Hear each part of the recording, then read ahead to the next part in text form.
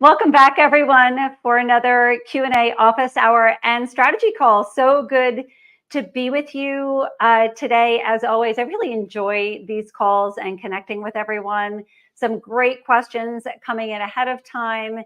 And I just really enjoy getting together with you twice a month just to share strategies and to answer all of your questions.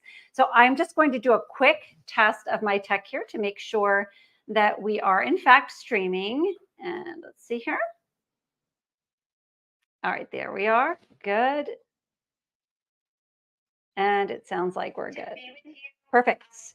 All right. So for those of you who have not joined us before for a Q&A office hour, my name is Jeannie Petrucci. I am the founder and managing director of Living Plate RX. We are a nutrition content company and software company, and we provide you with all of the content that you need to run a thriving practice. And as you'll learn today, our support for you extends far, far beyond just creating content, because content is just a part of overall practice growth strategy. You also need marketing, and today we're going to be talking about hiring a virtual assistant. And so just know that we're here to support you in all ways. I am a registered dietitian, nutritionist. I'm also a culinary coach in addition to being a content creator. So again, super happy to be with you all for our Q&A office hour and strategy call today. We are going to be kicking it off. Oh, Mimi and Amy, welcome. Good to see you guys here. We are going to be kicking it off with a conversation about hiring a virtual assistant. And the reason why I chose this topic is because it comes up frequently in our private Facebook group, but also in areas where I spend some of my time, like in private Facebook groups for my colleagues who have different focuses in their practice. And it just comes up frequently because as practitioners, we're in the business to help people meet their health goals with food. So we focus on counseling people, and also we have to maintain professional development. So we have to continue to educate ourselves on the science of nutrition.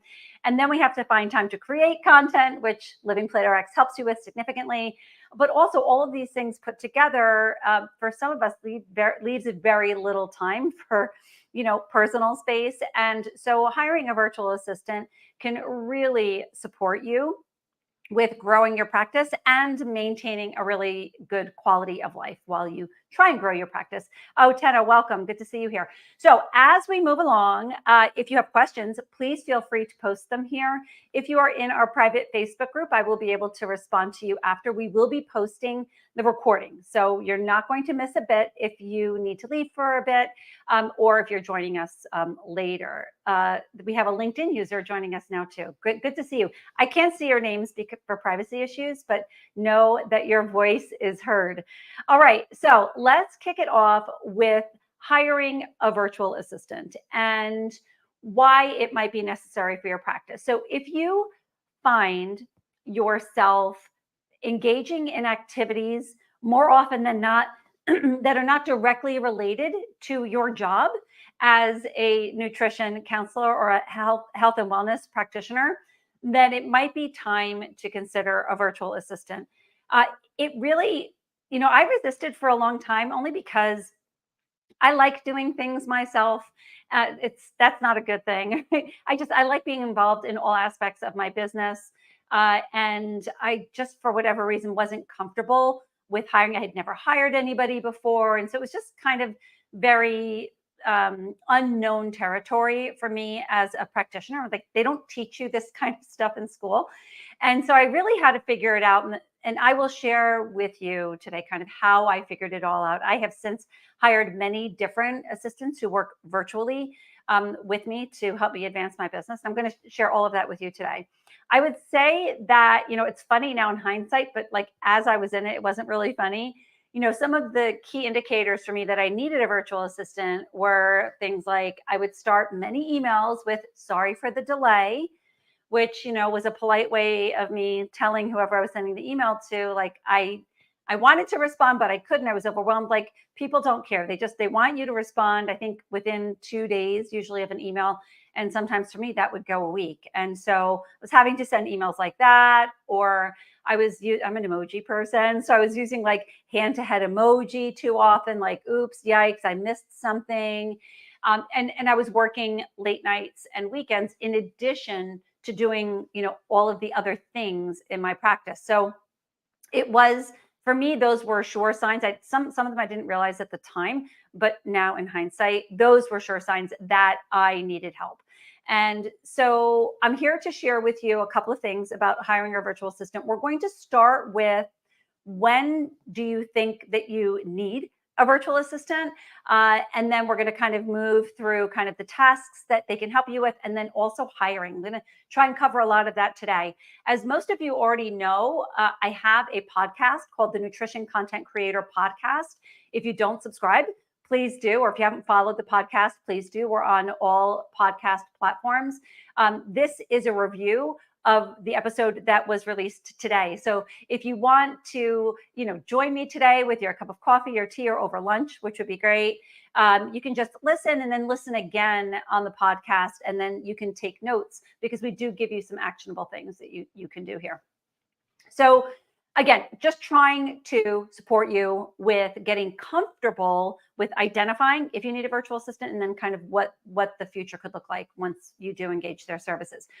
The first thing that you need to do, and strongly recommend that you do this, because hiring a virtual assistant without just knowing that you're overwhelmed is not good enough. Like, you really need to know specifically in your practice what it is that is burdening you. And the only way that you can figure that out, and this really goes for all businesses, quite frankly, is to do a time audit, to spend a week documenting your time from the second you wake up in the morning. For me, I wake up, my kids know, I make that cup of coffee first thing in the morning. If they beat me to that coffee machine and they make me a cup of coffee, they get points for that.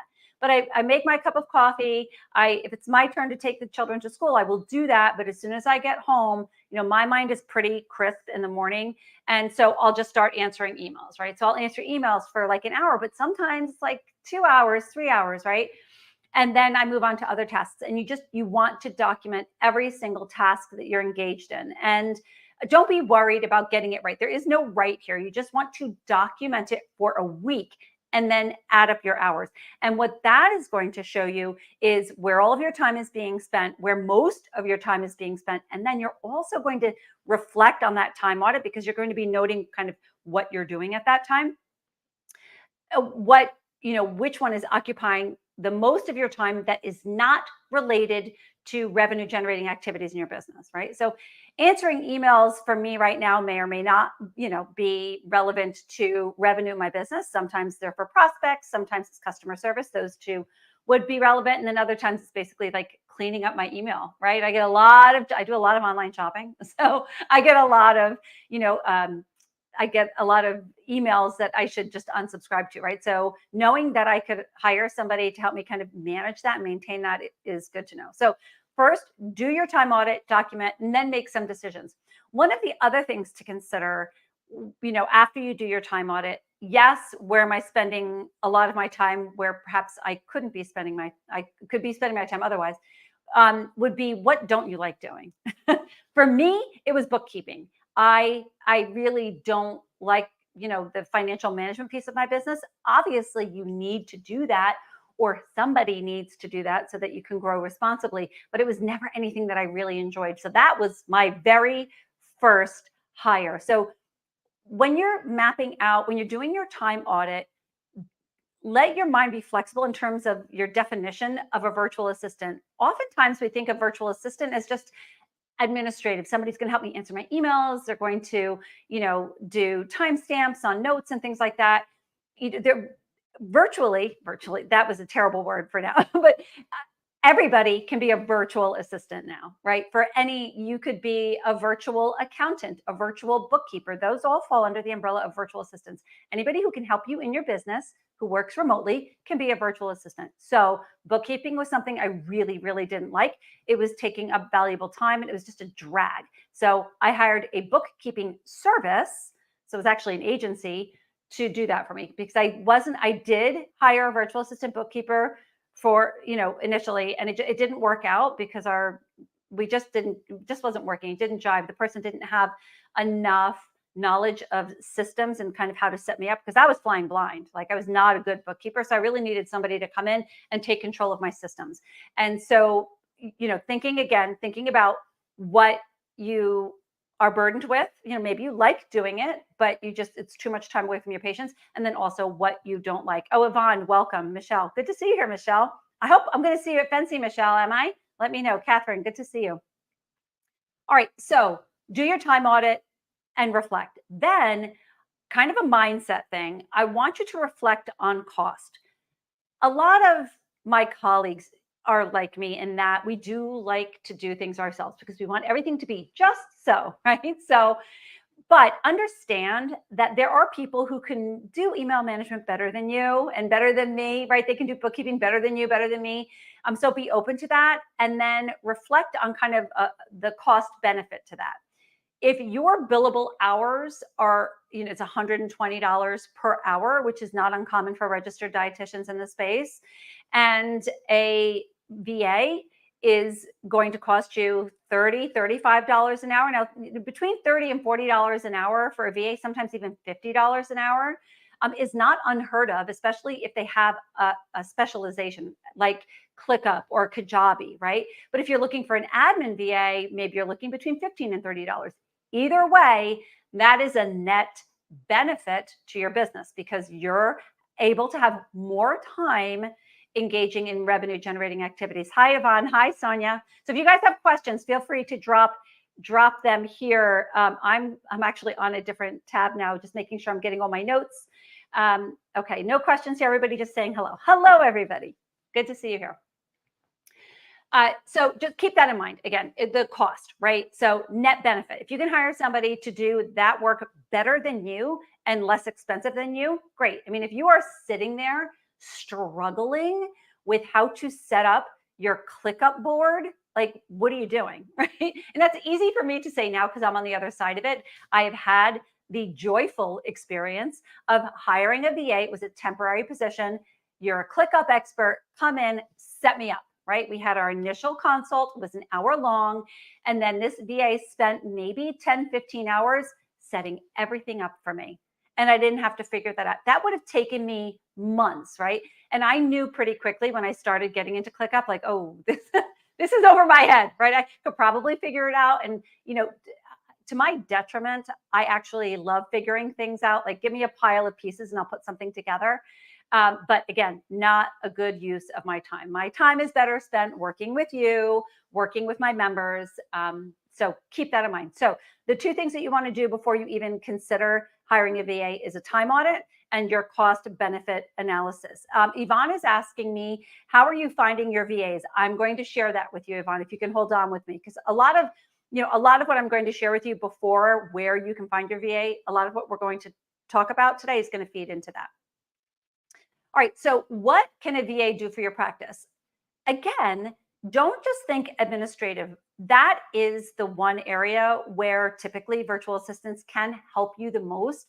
And that is kind of a low risk proposition, right? Because they're lower cost. VAs typically are lower cost for purely administrative tasks. So I want to take you through some of these tasks that I have hired VAs to do in my practice. And these are tasks that are typically found in health and wellness practices. Michelle Tasker, hi, Michelle. Again, so good to see you, friend, says that she finally hired someone for some projects. Her first one was organizing her Canva to get more out of her Living Plate RX resources. Michelle, that is brilliant because there's a lot of content inside of Living Plate RX.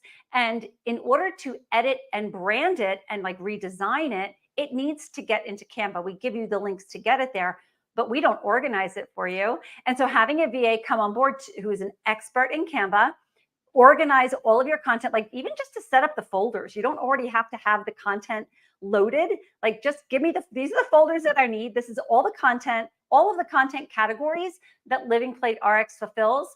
Please set these folders up in Canva. So now Michelle can be super efficient, thereby saving time and saving money. Guaranteed, Michelle, that VA is paying for themselves for sure, right? So now Michelle can go into her Living Plate RX library, click on a link for new content. It opens up in Canva and she can file it into a folder and always know where it is. Michelle, thank you for sharing that. I love that. I think for Living Plate RX members, that is probably one of your smartest investments, is to get somebody into your Canva account and have them organize it for you. Michelle is saying yes with multiple exclamation points. All right, so let's explore a little bit how the VA can not only help you manage administrative tasks, but automate them. What you want to avoid is hiring a VA who's just going to like answer emails and be more reactive. Like it would be helpful, but to be most effective, you want to hire a VA who has experience with setting up automations, because you want them to be efficient too, right? You are saving money by not spending time on these tests and hiring the VA, but why not be more efficient in the process? So they should be able to set up automations for you in a variety of areas in your practice. So let's first talk about client management system. A good VA should be able to go into your client management system, whatever that is, and start organizing tasks, whether they're alerts or scheduling.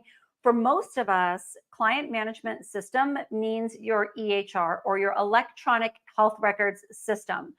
What I will say here is that I don't think it's totally necessary that the VA have experience with that specific EHR, because the EHR software companies do provide significant amount of training. You're going to want to pay that VA to engage in that training so that they know what to do. So you're adding value to them as well.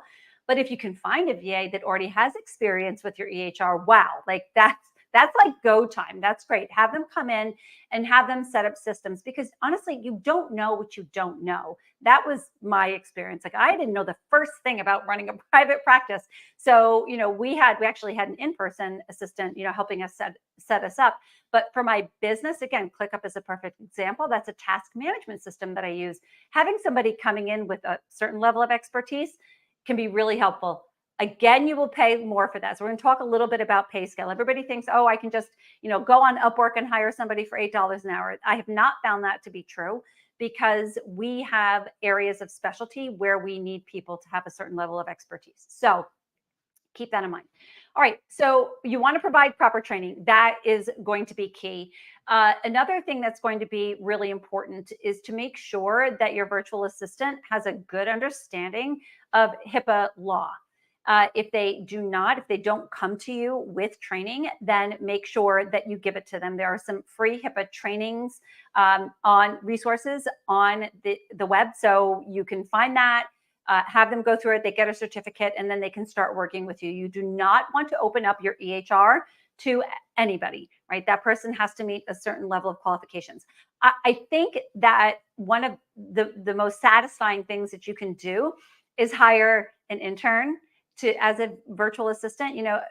Being in a dietetic internship is grueling, and you typically aren't getting paid for it.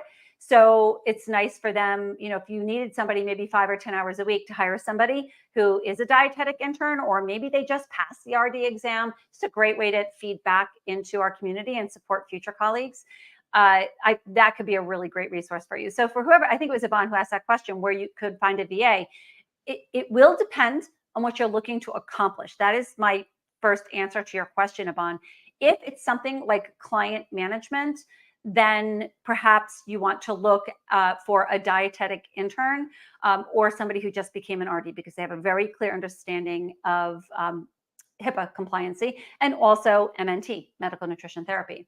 Let's move on to another administrative task that you can get help with, which is email management. Wow. Like I still struggle with this, only because, I actually I'm about to hire another VA to help us with this, because our email management is not what it should be. So, recognize that you kind of have this bottleneck in this issue, and then you can address it with a virtual assistant. So inbox management could be one way. A VA can help you sort emails. You don't want somebody just being reactive, right? Somebody who's just going to answer emails for you. You want them to be able to set up folders and set up automations so that certain things that come in go into folders, right? That is really important. Yvonne is saying, great idea about dietetic intern. Yes. Jenny, welcome to the conversation. So yes, dietetic interns, what a great opportunity. I mean, they're looking for the work. So what a pleasure to work with somebody who's already a registered dietitian. They can learn from you and you can benefit from their time. So inbox management, setting up auto responders. So if somebody sends you an email, you can have an automatic response, just acknowledging the receipt of their email, and to either provide them with some additional resources and also let them know that you will get back to them within whatever, 24 or 48 hours. That's always a really nice thing to do.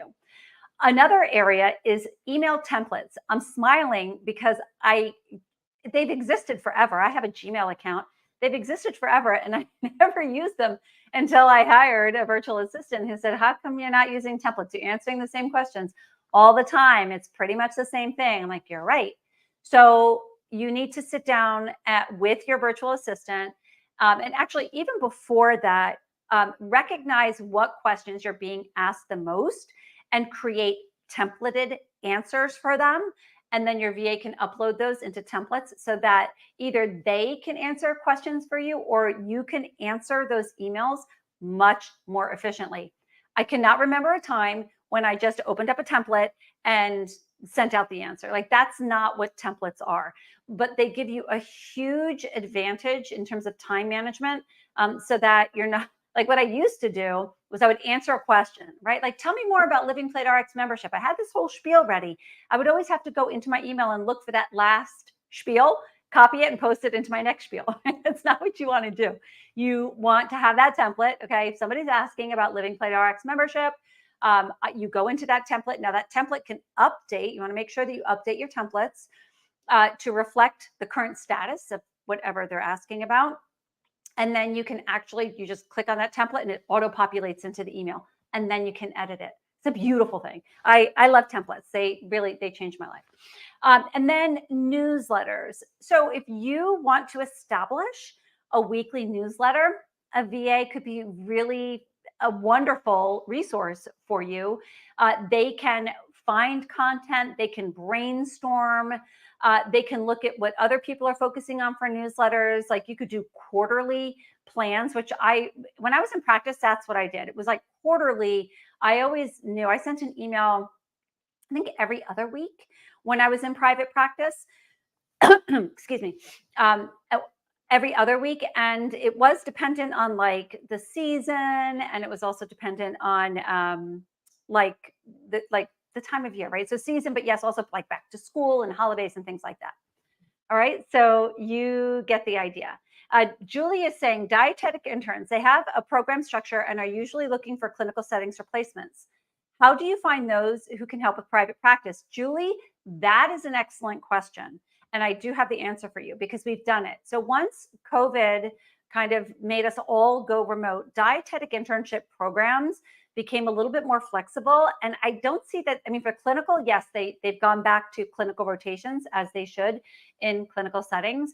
But there are a lot of dietetic internships that have entrepreneurial tracks. They also have nutrition education tracks or practice management tracks. There are all different tracks that dietetic interns have to fulfill, and many of those can be fulfilled with virtual work. Now, Julie, you do want to be careful if you're hiring a virtual assistant who's an intern. Their internship might mandate that they can't get paid for that work, but they might have extra time to do some work. So that's really what I'm referring to. If they have 5 or 10 extra hours, maybe sometimes 15 hours, depending on where they're at in the internship, they can do that extra work for you. So the work that they're doing for you as a VA may not necessarily apply to their dietetic internship credits. And in fact, it might not be permitted. So you want to check on that. I did, Julie, during COVID especially, I made a request to the dietetic internship director. I'm like, look, I'm asking this intern to do significant work for my business. I want to pay them a stipend. And then that's what I did, Julie. I don't like the idea of work for free ever. I'm not crazy about the idea that dietetic interns have to work for free. So that's something that you can do, Julie. Feel free to reach out to dietetic internship directors and say, look, I have a significant amount of work for my practice. The intern's going to learn a ton. Here are all of the objectives and the kind of the CDR criteria that they're going to meet in doing this work, and just make the case. It could be really excellent, Julie. If you want some more information about that, we can have a conversation offline. But I did do that, and I was successful. There was not one dietetic internship director who said, no, you can't pay them anything. But we gave them a stipend.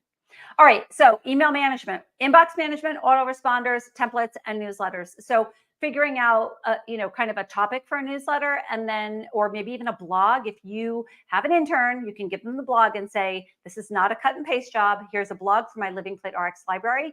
I want you to rework it. I want you to expand on different areas of this content to create a newsletter. And we're going to do that every other week or every week, whatever you'd like. Okay. And then the last kind of admin, this is admin, but also content creation, is social media and content creation support.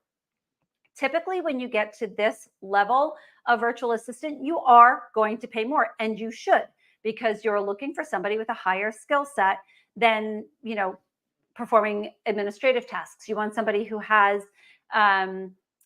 like creative. If somebody's working in social media, really any kind of client facing content, if they're like redesigning that for you, you absolutely want to make sure that they have some experience. And again, you're going to pay for that. Content creation, if you're not a Living Plate RX member and you're asking your virtual assistant to create content from scratch, you better make sure that they have a very good understanding of evidence-based nutrition practice. Otherwise, you're just going to be redoing the work anyway. That has been my experience. So for Living Plate RX members, it's really easy because you have the evidence-based content. They just need to take your direction in editing it and using it the way that you want to meet your strategy, your social media strategy goals. Okay.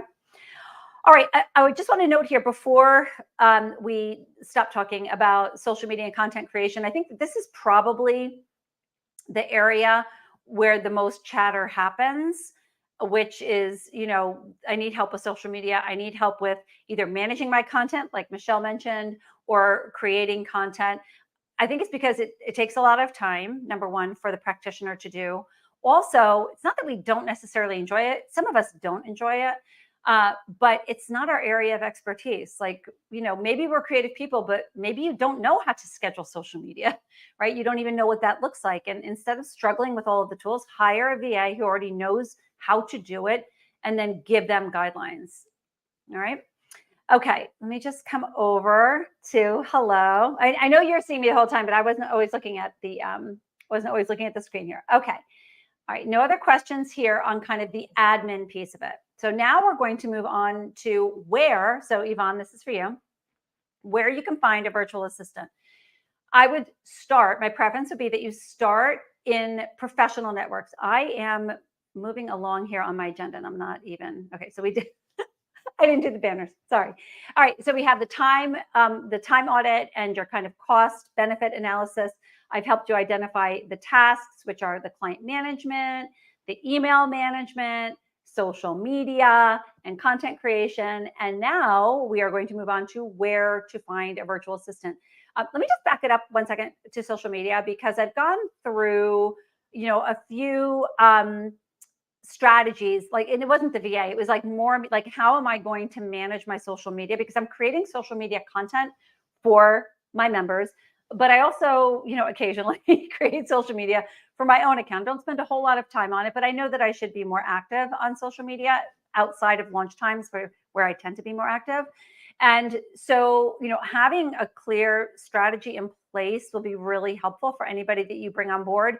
And I will say, even if you're using Living Plate RX content, it's still beneficial to have somebody who has some knowledge of evidence-based nutrition, just kind of know where you're coming from, because even if they edit the content, things can go bad pretty quickly. And, for example, I do not like using the word boost, like boost your immunity, boost your metabolism. I much prefer support, right? Simple word, but big difference, right? Instead of saying that something can impact cancer recurrence, it may impact cancer recurrence. So, like, those are very small, might seem like very small, insignificant words, but in the field of nutrition, evidence-based nutrition science, those are huge, right? So again, making sure that you are identifying somebody who can kind of take your direction. We are going to talk about how you can do that, but let's first tackle where you can find a virtual assistant. So there are a couple of spaces, some obvious, some not so much. Professional networks, that is the first place where you should start. Let me just say that I noticed we had 2 requests just this past week for virtual assistants, and we had some spammers in our Facebook group who obviously we're not truthful about who they were when they joined the Facebook group, but boy, as soon as that virtual assistant post came up, they were DMing the person. They didn't respond publicly. They were DMing the person, because if they had responded publicly, I would have been able to see that they should not have been in this group in the first place. And so if you are a member of our Facebook group, or if you get spammed in some other group, like if somebody DMs you, please contact the administrator of that group and let them know, saying, is this person legit? It doesn't smell right to me. And the two people who made those posts in our Facebook group, it wasn't cool. And so they have been banned from the Facebook group as a result of that. And the only reason I knew that was because a member shared with me, like, oh, I started getting these DMs from random people. So always be aware, if somebody is DMing you and not responding publicly, just ask the admin, because as a health and wellness professional, and RDs especially, there are a lot of Facebook groups that we can be in, and they're really, really helpful. But there's a lot of spamming that goes on in them. So just be aware of that. So, but these professional networks can be super helpful.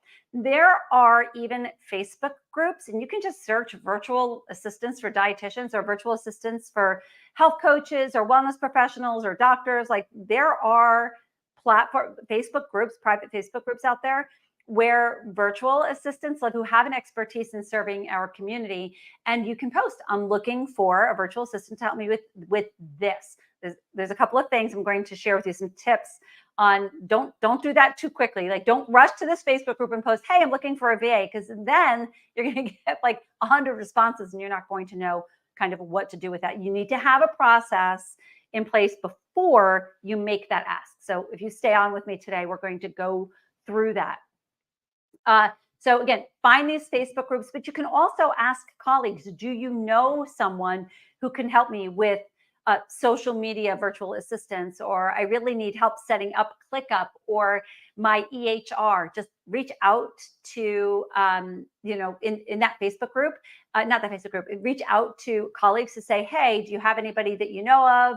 I'm looking for a virtual assistant. Like, once you put that word out, then you're likely to get responses. You can email some colleagues, maybe in dietetic practice groups. You can do that too. And almost always you'll get a response like, hey, there's this dietetic intern or somebody who's a new RD who may be looking for work. Let me just share with you a really cool story. A registered dietitian, she had just become an RD. She graduated from the same dietetic internship that I did. So it was a distance one, not virtual, it was a distance DI. So I had a real appreciation for this person's work ethic, because if you've done a distance DI, you have to hustle, right? You have to work to get your internship, not your internship directors, but your preceptors, word I'm looking for. And so I knew this person had a great work ethic, and she had posted on the Facebook group, hey, I just became an RD. I just graduated this internship program, and I'm looking for some work because I'm traveling a lot right now, and the clinical work just isn't conducive to that. So I reached out to this person like, hey, I actually can use help with kind of designing Canva. Do you have experience? And plus, because I already had the connection with the dietetic internship program, I felt really comfortable with reaching out to her. And so she got back to me immediately with a really thoughtful response. She sent me some samples of her work. It's like, wow, like, this is great. I know that I'll be able to work with this person. And so I hired her as a contractor for, maybe 5-10 hours. Well, she's now basically working for us full time, working with us full time. So she's part of our team now. And so a lot of times when you bring on these VAs, you can also think maybe this person can grow into this role. And it's just a great space to kind of experiment with if it's a good fit. So good story there, where, new RD, getting paid, not super great in clinical, and, us coming in saying, we're going to pay you what you're worth for this kind of work. And it's been a really great relationship. I'm sure she would say the same.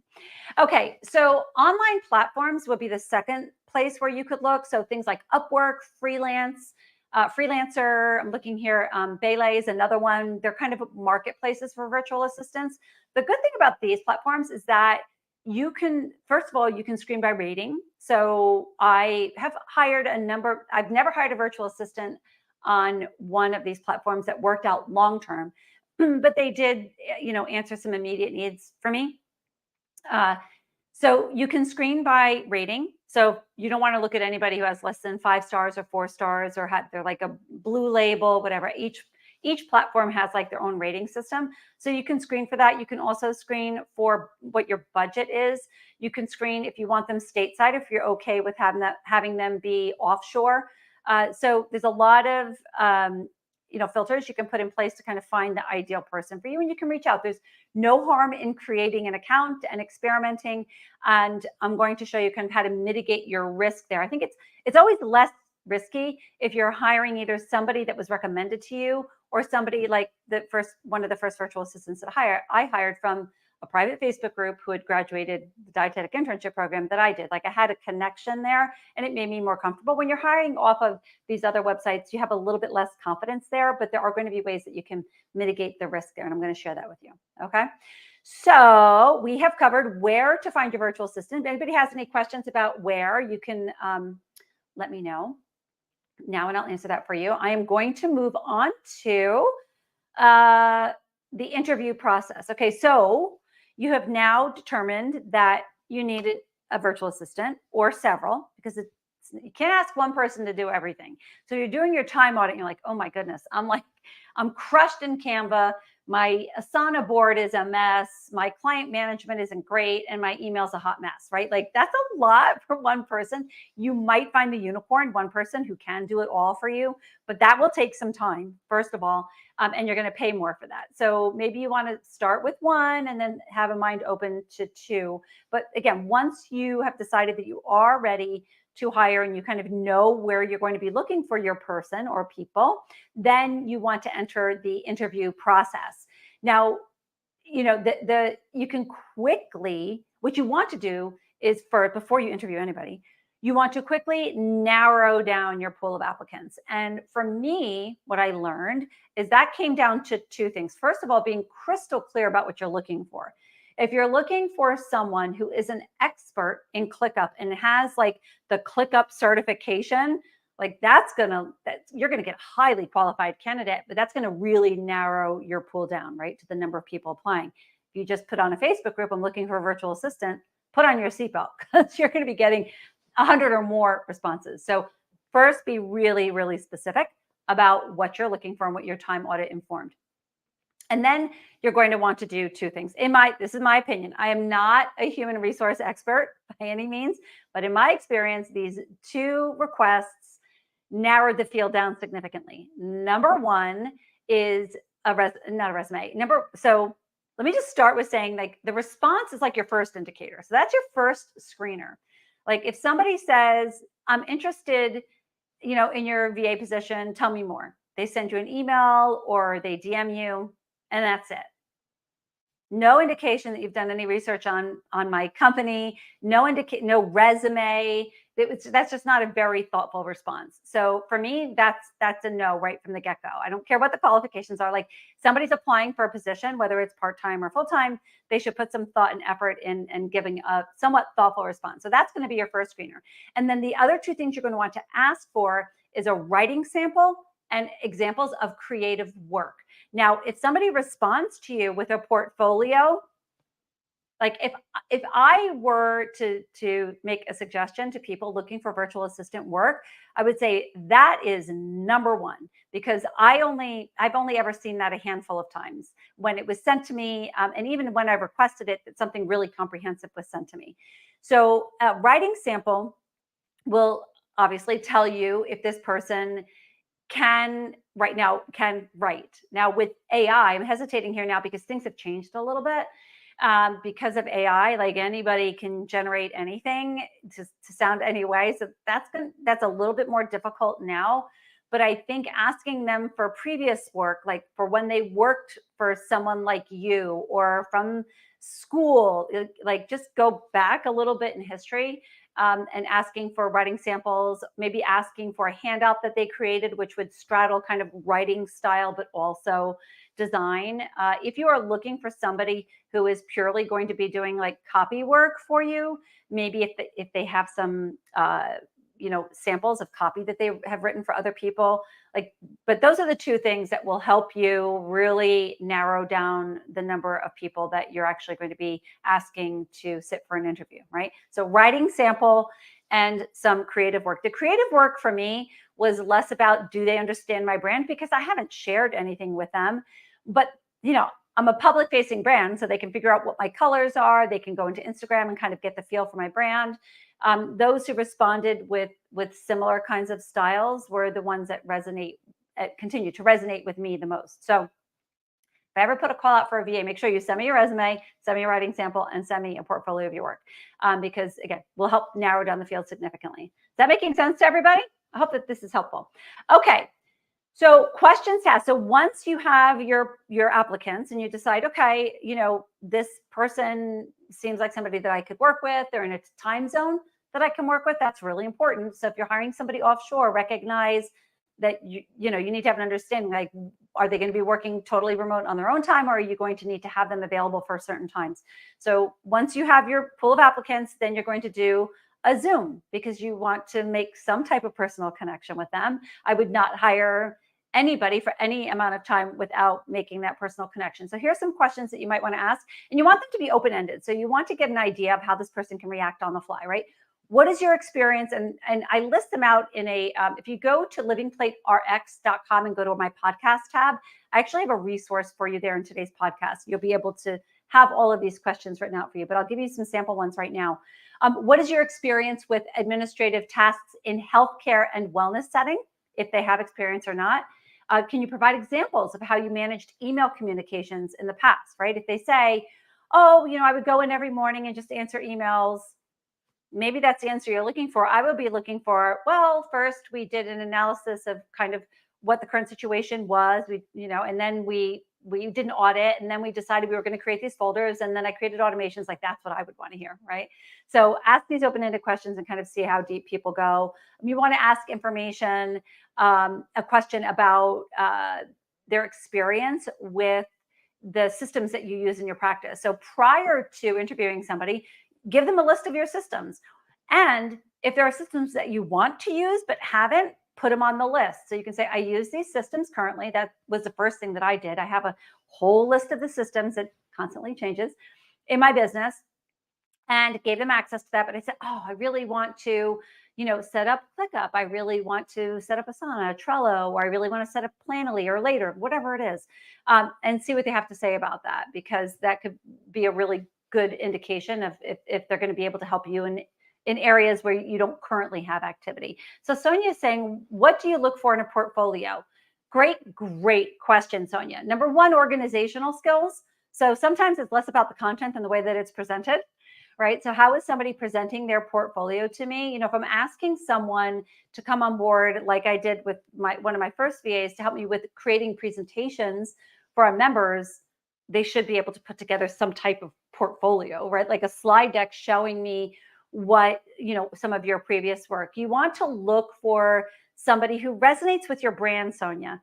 And that's going to be pretty apparent when you view their portfolio. So if somebody submits a portfolio to me and they said, I worked with this brand, and they preferred animated images, like cartoon images, and they put those in there, that's great. And then here's another brand. But if they just give me sample content that they created for whatever reason, either for school or for a client, and there was a mix of like cartoon images and real food images, and like that, to me, says somebody's not paying attention to kind of an aesthetic, right? There's a certain aesthetic that I look for, and it's not always nailing your brand, Sonia, because they're not informed on your brand necessarily yet. But you're just going to want to look for the organization, the neatness, some consistency, cleanliness of design. Somebody submits a portfolio to you, Sonia, and you're not like wowed, they might not be the person for you. You might be like, oh, that content, that doesn't look really professional, or that's not really how I want things presented. Then they might not be for you. But you have to be fair in that you haven't trained them or given them any information on your brand. So keep that in mind. You also want to ask for references. Again, if I'm hiring somebody for 5 hours a week or 40 hours a week, I'm going to be asking for references. Who have you worked for in the past, or who are you currently working with? Because VAs typically can have multiple clients. So you want to be clear on the number of hours that you're looking for. And then you can, get recommendations that way. I have definitely hired VAs because they've been working with colleagues, and I like their work that they've done for them. So definitely want to have your references. And then again, looking for strong written and verbal communication skills. Sonia, you'll see that inside of a presentation of their portfolio. If there's like spelling errors, it's a no for me, right? Like shouldn't be having spelling errors, especially these days. And then you also want to kind of get a feel for if this person is proactive, really essential for a virtual assistant. If they're just sitting there waiting for you to tell them exactly what needs to happen with every task, that might not work for you if you're looking for somebody to be more proactive, like setting up systems and setting up folders and things like that. Sonia is saying, thanks. Is a portfolio generally digital? Yes, 100. It's always digital, Sonia. In my experience, you're asking for a virtual assistant, so they need to be able to create digital content and send you digital content. I wouldn't ask them to send me anything hard copy unless they were doing some hard copy work for me. Okay, so let's just say one other thing I wanted to talk about. Oh, reducing your risk. Okay, so look, my colleagues and I, we're all like risk averse. Like we don't like taking huge risks, and hiring somebody sometimes feels like a huge risk. You're exposing your brand, you're potentially exposing your clients to this person, and it can feel uncomfortable. So sometimes it makes us so uncomfortable. We're not, we choose inaction. So I'm here to kind of help you reduce that barrier. You can mitigate your risk by engaging in a trial period. Totally acceptable and almost somewhat expected kind of in the virtual assistant industry. You can sign a contract, and we're going to talk about what the contract looks like a little bit. You can sign a contract with a virtual assistant that is for 30 days, or you can just have one assignment. Sometimes it's only happened really twice. So I had an assignment and I needed a virtual assistant to help me with this like short-term program. It was like a 3-month period when I needed help with this one particular task. But there were 3 candidates that were pretty qualified. So I asked all 3 of them. I paid them, right? So don't ask people to do work for free. So you want to pay them. So I paid each of them for 2 hours and I gave them all the same task. Here's a set of 4, like 2, I think it was 2 handouts and 1 ebook, right? That definitely needed design work. And I was looking for a designer. Rework them. Look at my brand. Here's my brand asset folder, which I had handy in Canva. Now I want you to redesign them so that I'm looking for a cleaner aesthetic. Like I gave them some information, and out of that, there was a clear winner. Like it wasn't even close.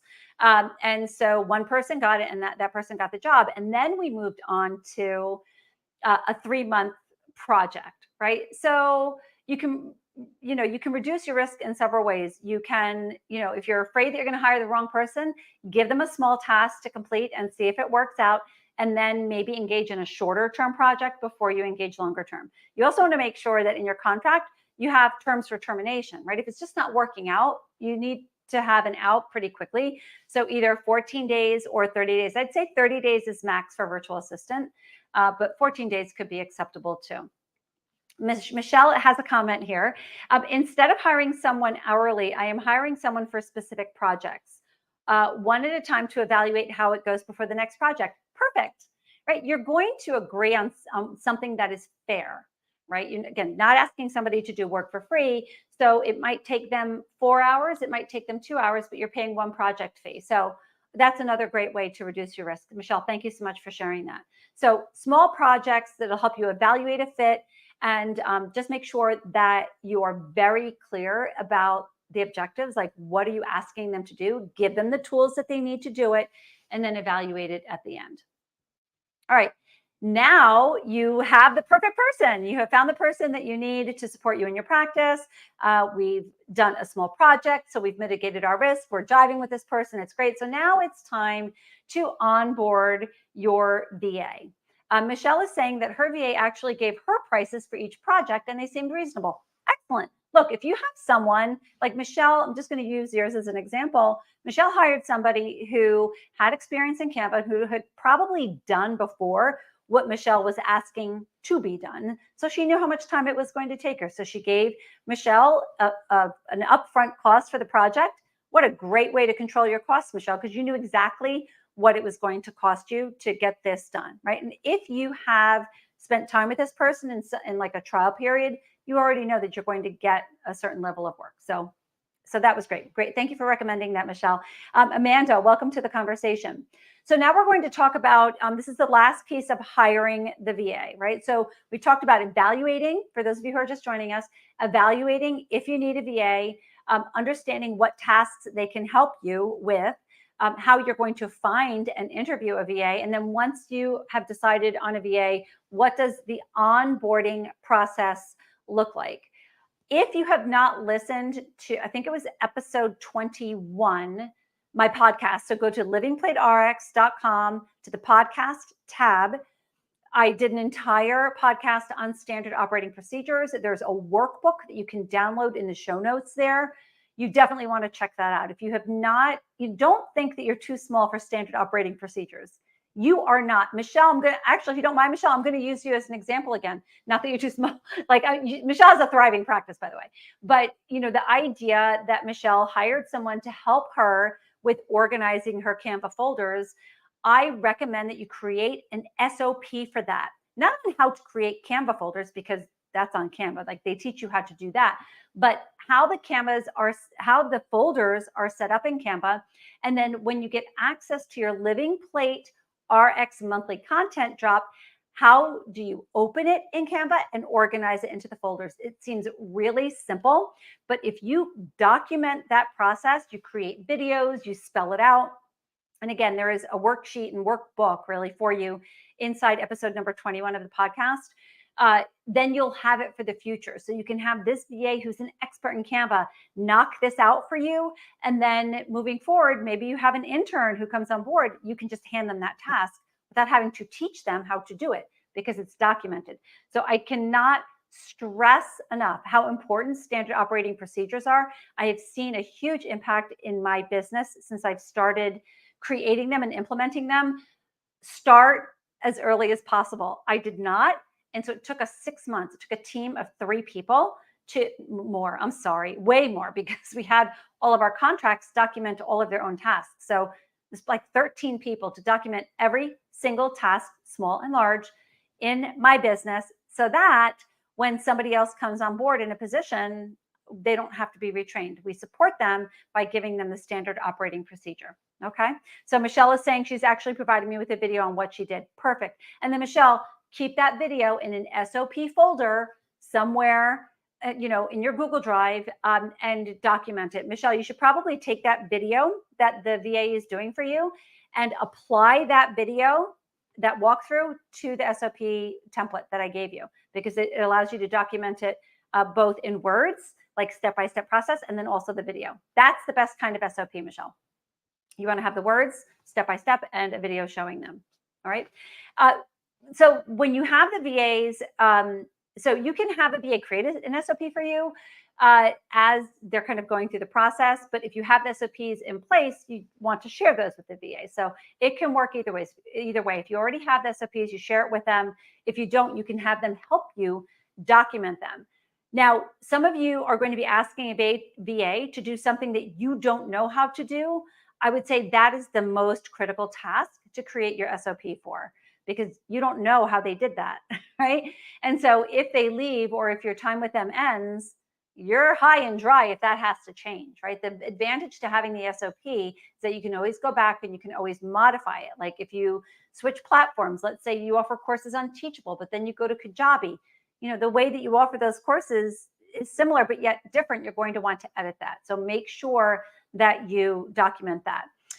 Yvonne is saying, is there an SOP template available in Living Plate? Yes, Yvonne, we have added it to the library, and it is also in the podcast at livingplaterx.com. So make sure that you go to the podcast tab and you can download it in the show notes. It takes 1 minute to do. Yes, podcast episode number 21. This is episode number 22. So everything we're talking about today, you can listen while you're walking, just to kind of let it sink in. I know it's a lot, but I can't just cover one part of bringing a virtual assistant into your practice, right? There's a lot of thought that goes into this. So following the process of creating SOPs and then having future VAs follow those SOPs is really critical for growing your practice. Onboarding your virtual assistant, second point, access and permissions. The biggest mistake that I made, I didn't have any consequences, thank goodness. But the biggest mistake I made initially was sharing my passwords with virtual assistants, or really with any, temporary member of my team. Because, employees are different. It's a different level of commitment, right, than a virtual assistant. So you want to make sure that you give access and permissions to sacred spaces, especially, very, very carefully. Now, with your EHR, and I don't know if the HRs provide this, but I know that like different platforms like Kajabi and Teachable do allow you to give different levels of access to different people, right? So this person, like Facebook group actually is a perfect example. If you wanted to have a virtual assistant help you moderate your Facebook group, you don't need to make them an admin where they could like literally delete the Facebook group. You can make them a moderator, and then that gives them limited access. If you wanted to give them access to your EHR, but they needed full access, that's where I would use a password software. It's a password sharing system, something like LastPass. I'm only familiar with LastPass. I did the research on password sharing systems like 4 years ago. And I've been with LastPass ever since. And when I have somebody new come on board, I create a LastPass account for them, and then I share access to the software that only they need. So for example, my email right now is ActiveCampaign. We're going to be switching over to Go High Level with String Marketing, but right now it's ActiveCampaign. If they need access to that, I don't need to give them my password. I just share access. They get a link and they can launch that piece of software from within LastPass without knowing the password. That's really important because it's kind of hard to keep track of, of who has the passwords, who doesn't, and then you have to change your passwords all the time. We'll also say that it helps me with my password issues. We all have them. I don't know anybody who does like perfect password management, but a password sharing platform like LastPass can really help you kind of get it together, right? It's very secure. They could even generate these. I'm laughing. I'm going to tell you the story. These very secure passwords. So I was away last weekend and my daughter couldn't remember Netflix and she wanted to watch her show.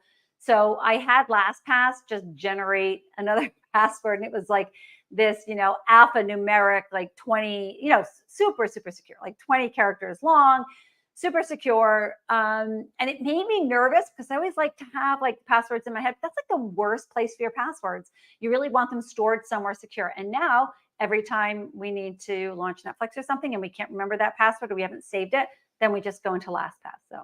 So LastPass can help you too. Julie, yes, it's LastPass. I'm talking fast, so sometimes you guys aren't understanding me. Yeah, LastPass. So it's lastpass.com. So Michelle is saying in Canva, she had to allow full access. She couldn't see my current projects without it. Yes. So Michelle, you can allow full access through LastPass without the person knowing your password. So if that virtual assistant leaves tomorrow or can't work for you any longer, or you decide that they're not going to work for you any longer, you can, without changing your password in Canva, you can deny access through LastPass. Is that making sense? So it's just kind of like Command Central for all of your password management, like your banking information, everything is there. So you can grant access and then you can also rescind access and take it back, right? So you don't have to give your password. All right, project management tools. We're still talking about onboarding your virtual assistant.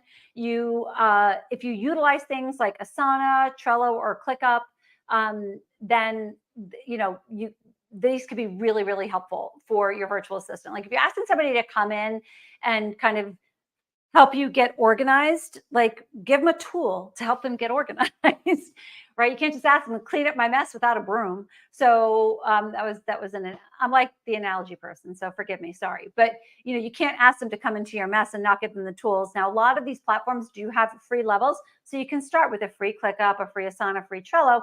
And a lot of people are able to manage kind of simple tasks with that. I mean, you're not managing your practice in that, you're managing outside tasks like social media and other like projects, like just tasks. Like I want you create a task in ClickUp, assign a date that it's due, tag the VA, and you put all the information that they need, hopefully an SOP in there saying this is what you need to do, this is how you do it.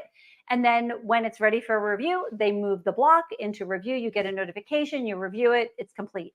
It really is that simple. It's amazing. It's fabulous. It will prevent you from having to like email people, text people, message people on Facebook. It just kind of keeps everything in one place. It's great. I also recommend that you do weekly check-ins. Initially the cadence for meetings might be a little bit more frequent. And it will depend on the scope of work. If you're asking a VA to come on board to bring their level of expertise just to like bang out a project, then you might only need to meet once and just have them go. I have hired a social media content agency to kind of help me with some things. And, they know what they're doing better than I do. So we just check in once a week. But I'd say once a week is kind of minimum, just for 15, 30 minutes. If you're utilizing a task management platform, you're going to find that these meetings really they're not a burden. Like they're pretty useful.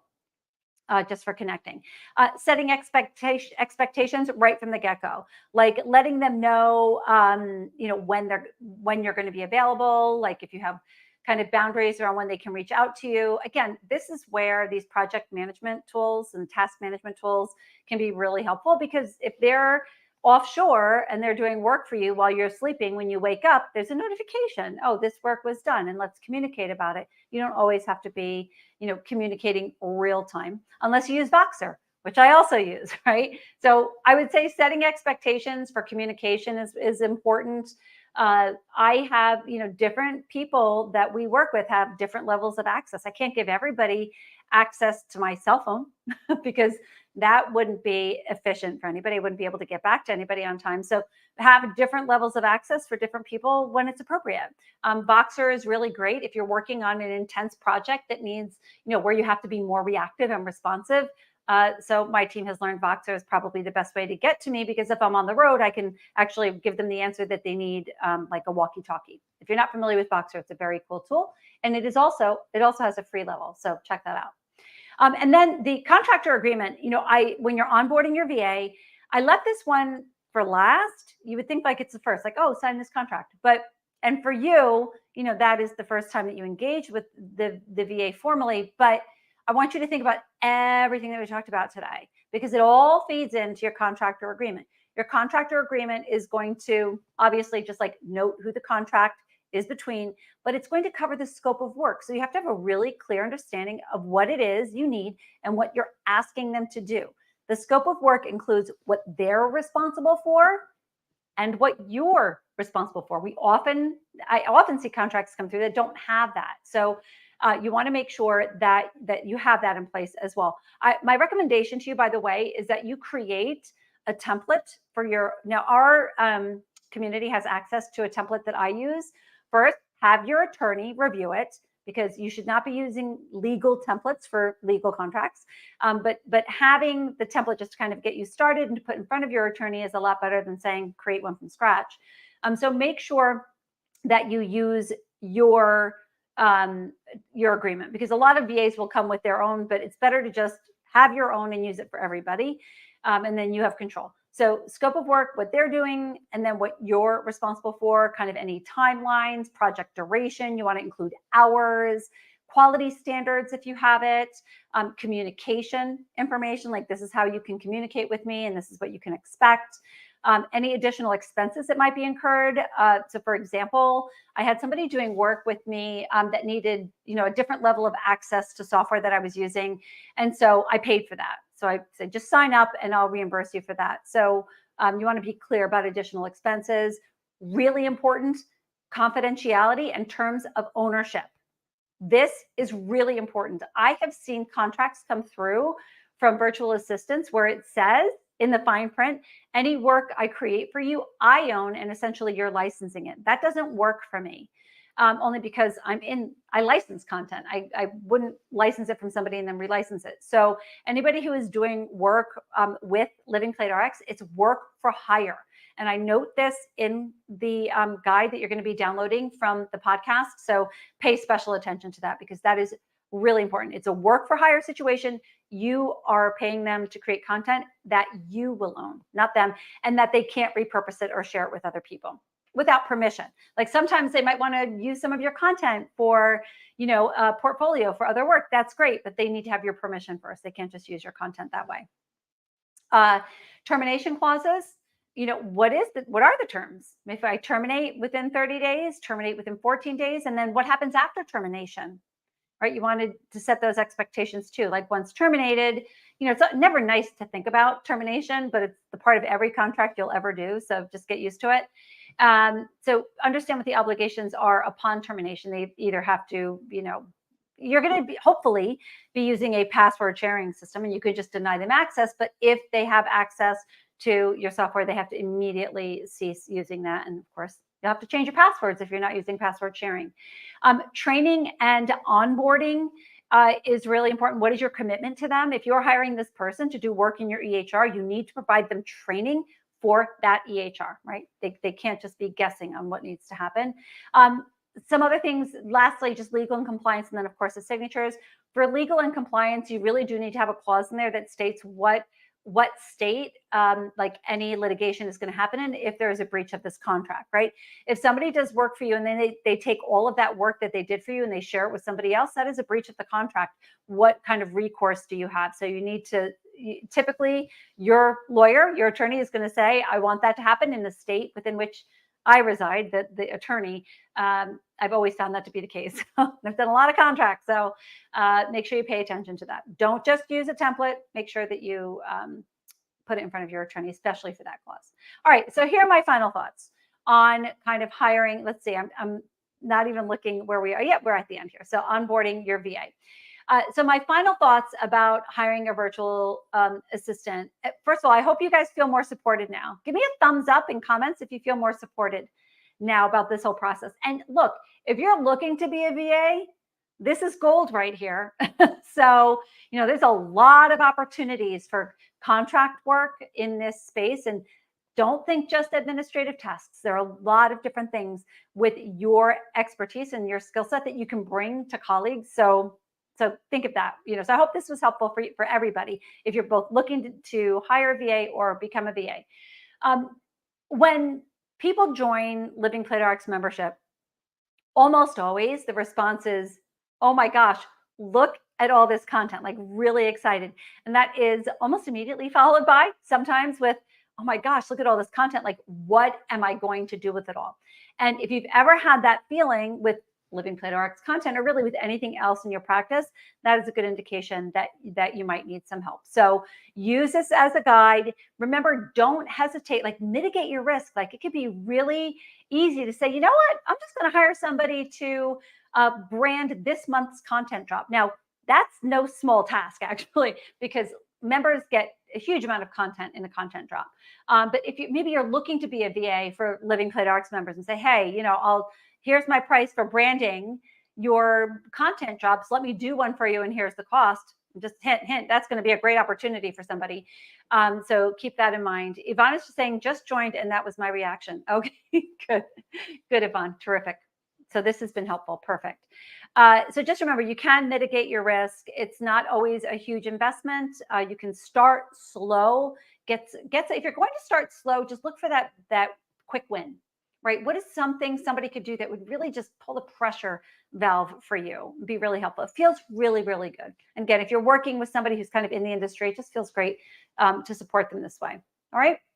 So go to livingplaterx.com if you want access to this entire, I think it's 17 pages that basically summarizes everything that I went through today with some key information there, with some just additional information there for you. Okay.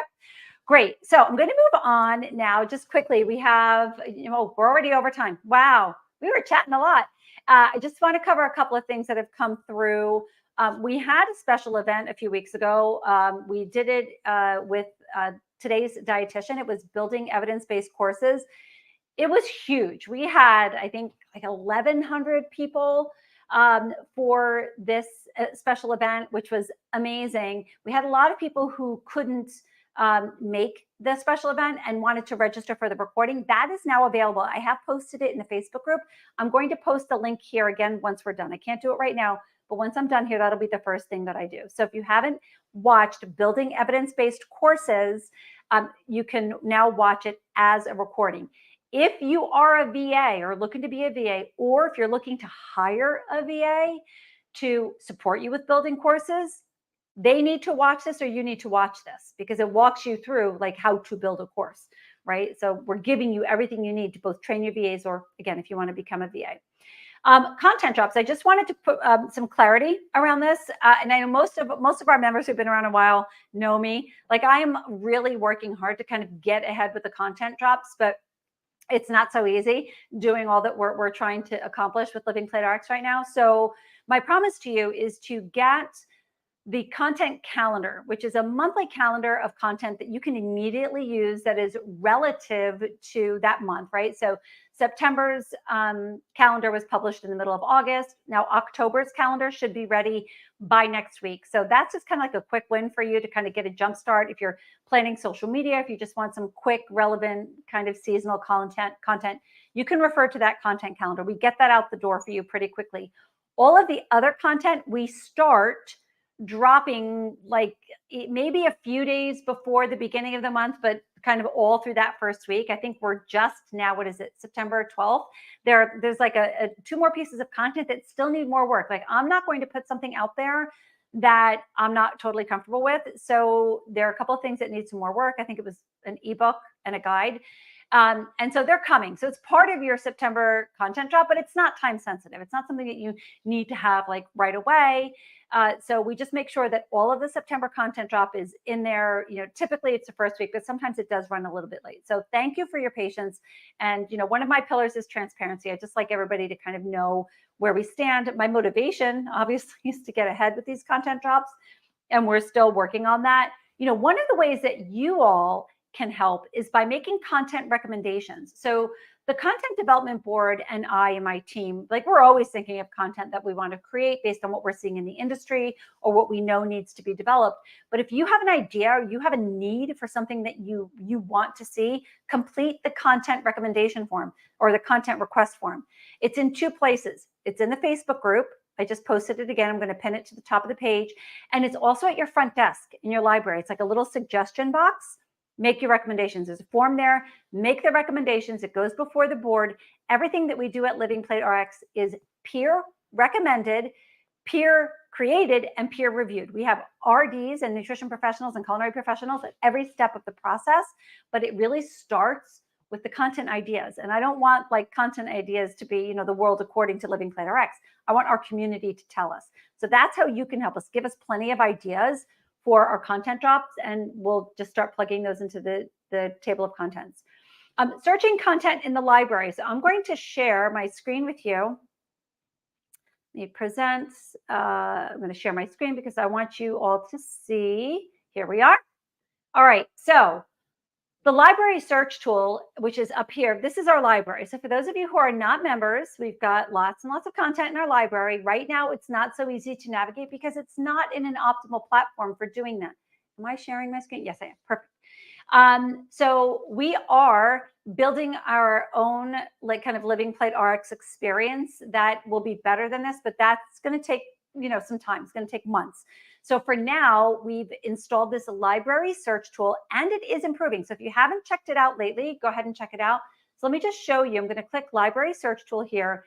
And let's say I'm looking for content on chicken. Now it could be food related, business related, practice related, really can be like anything. But if it's food related, you can type in chicken and you'll see we typically had just the titles of the content and where to find it, which was a huge step ahead of where we were. But where we are now and where we're getting to is having these be active links. So now you can, let's say you wanted a cooking video that included chicken. I think just this morning, somebody asked for this. Where is the maple glazed chicken social media post? This is beautiful. So whoever asked that question in the Facebook group, I hope you're listening today. So it's now an active link. So if I click that, it is going to take me immediately to that space where that content is located. How about some clapping hand emojis? Because this is big. And you knew it was coming because I've been working on it. But we now, with support of somebody who helps us virtually, so a virtual assistant who has deep experience with Kajabi. She is somebody who's been working with us for years because she helped us with Teachable, and now she's helping us with Kajabi. She is now also, Hayden is going to also be helping us with our new platform. She is really an expert now on Living Plate RX, kind of all things Living Plate RX and in the digital like kind of organization space. And so she helped us with this library search tool, as did String Marketing, like kind of getting it set up. So now you will have active links in that search tool. So again, you click the search tool, type in whatever you're looking for. Maybe it's chia seeds. So search, and you'll see some of these. Oh, well, now all of these are active. Isn't that good? So we've been busy. And also now what we're doing is we're going back into the table of contents and we're putting in more descriptive titles so that, that the search is 100% relevant. For example, for our stories, our kind of legacy stories, I just had them listed as stories. There's 16 pieces of content in stories. How are you supposed to know what's in there? So Haven is now going in and she's making it more descriptive in the table of contents so that you can search for that content. So really, really excited about that. So I know that you guys will appreciate that. Okay, so content recommendations and requests, I just covered that. So I need you to have a say in what we're creating. Use that content recommendation form in your library, at the front desk, or in the Facebook group. I have posted that. Once all of those requests are in for the month, at the end of the month, all of those requests go in front of our content development, development board, and they decide, they prioritize. So they vote.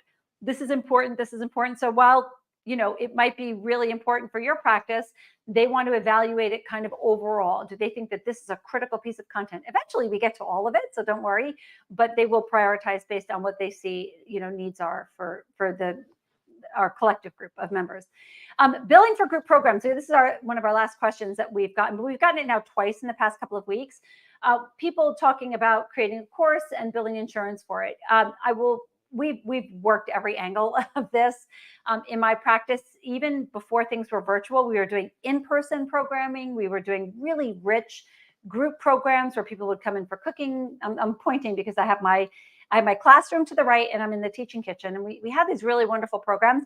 Never had success getting any kind of reasonable reimbursement for that. It's just not, the insurance reimbursement just isn't there. I don't think it's going to be there for quite some time, if ever. So my recommendation for you with kind of group programming is that you include it as part of a higher billable service. So we talked about this a little bit before in the last Q&A strategy call. If you have someone who, let's just say, is with Aetna in New Jersey, when I was practicing, they got 28 visits a year, 28 visits, and we would get paid 28 times every time that person sat in a chair or now, gets a virtual visit. But you only get paid when that person is in front of you. So you can use group programs to kind of get them in the door, so to speak. If you're still virtual, you can still use that. But using mini courses, using group programs is kind of an add-on to say, on your 6th visit, you're going to get access to this group program. So you can use it in really creative ways. If you have more interest in billing for programs or incorporating paid programs while you're doing insurance billing, there are several influential dietitians in the space who help you with that. I think Amy Plano is one. I might be misspeaking, but I think she is. So there are Facebook groups that support you with insurance billing. So you can ask that question there too, but I'm sharing you my experience, which is that I think we got paid it was like $20 for somebody in a group program. And you can't have 100 people in a group program, right? So that's that. And then access to chefs. There is in your library, let me just come back to, I'm going to share my screen here again, just show here. Okay, let's go into your library and see. There is Chef's Access. So you're going to, I don't know if that's here. Again, it's kind of hard to navigate right now, but there is Chef's Access collection in your library. Go there and you can activate your chef's license there. So that, let me just see if that is, we'll just do it together. Let's see if Chefs is in the library search tool. I don't know that we've gotten to that level yet of including collections. It's just the content right now, but let's see, we'll do it together and see. But we're going to get this up there for you. Oh, there it is. Yay me, look at that. Okay, so eventually these will be active links as well, but look, there is Chef's Program Access here. You click on it, it will bring you to the space where you need to activate Chef's Access and to also upload, if you wanted String Marketing to upload the programs to EHR, all of that information is here. Activating your chef's license based on your level of membership, all that's there. So you can now find that really easily. Boy, I'm glad that worked. That was awesome. Thank you, Haven. Okay. And then final library transitions for collections. This is important. So we've transitioned from Teachable over to Kajabi, and like kind of everything is going to live in Kajabi until we have the new Living PlateRx platform built. So we still have just like a handful of collections that were sitting in Teachable that we're moving over now. Haven is helping us with that. Those are collections such as Nutrition for Brain Health, Nutrition and Heart Health. I don't know what the delay was there. I think I just overlooked it, so shame on me. But our healthcare practitioners will have access to the Heart Health one. We also have Intuitive Eating. That is a collection that we're moving over. And then there were a few others. The Virtual Grocery Store Tour was another one. So those are being moved over as we speak. I would expect probably in the next 2 or 3 weeks, like everything, we're doing a complete audit of Teachable so we can shut that down and everybody can focus on just Kajabi. And as soon as you get comfortable with Kajabi, we're going to move to a brand new platform. But the new platform is going to be super intuitive, super great. And you're going to be able to access your library, your meal planner. Everything's going to be in this one nice, neat space. I'm really excited for that. So I swore I would never create software from scratch again. And so see, never say never. But I have really great support doing that. So are there any other questions before we go? Today was a really rich call. Super excited to be on with you guys today.